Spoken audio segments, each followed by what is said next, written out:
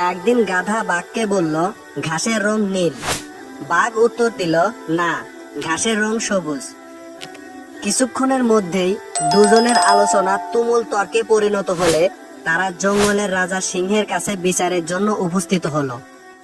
রাজ দরবারে সিংহের কাছে পৌঁছানোর আগেই গাধা ডাক ছাড়তে শুরু করে দিল, মহারাজ, আপনি বলুন ঘাসের রং নীল কিনা। সিংহ উত্তর দিল, হ্যাঁ, ঘাসের রং নীল। গাধা তাড়াতাড়ি সিংহের কাছে পৌঁছালো এবং বলতে থাকলো, বাঘ আমার কথা মানছে না, তর্ক করছে এবং আমাকে বিরক্ত করছে, ওকে শাস্তি দিন। সিংহ তখন ঘোষণা করলো, বাঘকে 5 বছরের জন্য মন থাকা শাস্তি দেওয়া হলো। গাধা খুশিতে লাফাতে লাগলো এবং বলতে বলতে চলে গেল, ঘাসের রং নীল, ঘাসের রং নীল। বাঘ শাস্তি মেনে নিল, কিন্তু সিংহকে জিজ্ঞাসা করলো, মহারাজ, আপনি আমায় শাস্তি দিলেন কেন, যখন ঘাসের রং সত্যি সবুজ? সিংহ বলল, ঠিক, ঘাসের রং সবুজ।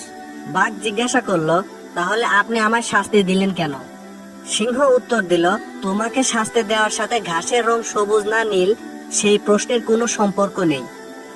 তোমাকে শাস্তি দিয়েছি কারণ তোমার মতো সাহসী বুদ্ধিমান প্রাণী একটা গাধার সাথে তর্ক করে সময় নষ্ট করেছো, এবং এই রকম একটা বাজে কারণে আমার কাছে এসে আমার সময় নষ্ট করেছো। মূর্খের সাথে কখনো তর্কে যেও না।